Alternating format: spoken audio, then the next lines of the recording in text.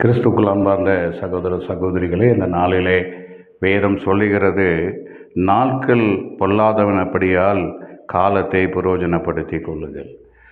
எபேசியர் 5ஆம் அதிகாரம் இந்த நாளிலே 16ஆம் வசனத்தில் சொல்லப்பட்டிருக்கிறது. நாட்கள் பொல்லாதவனபடியால் காலத்தை பிரயோஜனப்படுத்திக் கொள்ளுங்கள். அப்படியானால் இந்த நாட்கள் பொல்லாதான ஒரு காலமாக இருக்கிறபடினால் நீங்கள் அதை பிரயோஜனப்படுத்தி கொள்ள வேண்டும் என்று சொல்லப்பட்டிருக்கிறது. ஆனபடினால் நீங்கள் ஞானமற்றவர்களைப் போல நடவாமல் ஞானமுள்ளவர்களைப் போல நடந்து கவனமாய் நாட்களை நீங்கள் பெற்றுக்கொள்ளுங்கள், நாளை நீங்கள் கவனமாய் நடந்து கொள்ளுங்கள் என்று வேதம் சொல்லுகிறது.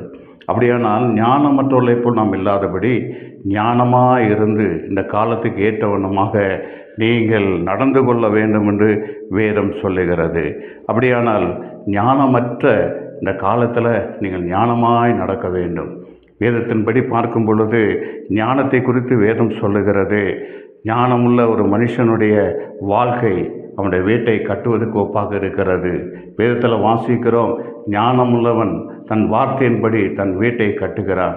அவனுடைய வாழ்க்கையை அவன் ஞானமுள்ளவனாக இருக்கிறபடியினால் லூக்கா சுவிசேஷத்தில் வாசிக்கிறோம், அவன் தன்னுடைய வீட்டை கன்மலை மேல் கட்டுகிறான். கர்த்தருடைய சமூகத்தில் உங்கள் வாழ்க்கையை ஞானமாய் கட்டும் பொழுது நம்முடைய வாழ்க்கையை கன்மலை மேல் நீங்கள் கட்டுகிறீர்கள். கர்த்தருடைய வார்த்தையின்படி நீங்கள் கட்டுகிற அந்த கட்டடமானது கன்மலை மேல் இருக்கிறது. பெருவெள்ளம் வந்தாலும் அது இடியாது. வேதம் சொல்லுகிறது, அந்த வார்த்தையின்படி நீங்கள் கட்டும் பொழுது உங்கள் வாழ்க்கை உயர்ந்திருக்கும் என்று வேதம் சொல்லுகிறது. அந்த வார்த்தையின்படி உங்கள் வாழ்க்கையை கட்டுங்கள்.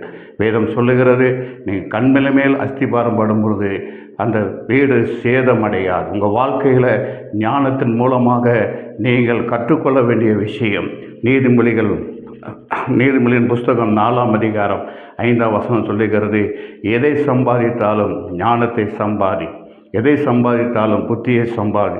ஞானமும் புத்தி ஒரு சம்பாத்தியம். உங்கள் வாழ்க்கையில் அதுவே உங்கள் வாழ்க்கையை உயர்ந்த